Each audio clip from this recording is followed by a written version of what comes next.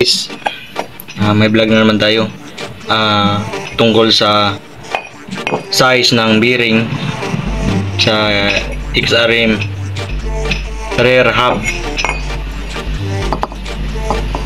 Ito guys, dito sa bandang may brake shoe na bearing, ang size nito ay 6301.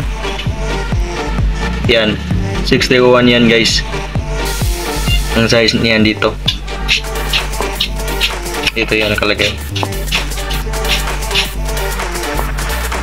At sa kabila naman guys, dito ang size nito ay 6201.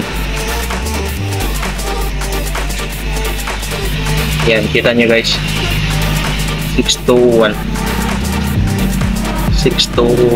na size ng bearing dito sa may plan shop. Bearing size rear hub XRM. Yan.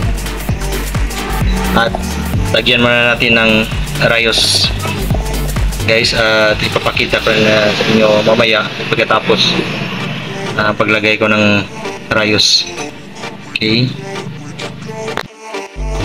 ito guys, nalagyan ko na ng spoke, at ito yung 601 bearing, at dito naman yung 6201 bearing. Yan guys, tapos ko na nalagay lahat, spoke, bearing, at yung yantas. Kulang na lang yung gulong guys. Salamat guys, hanggang dito lang.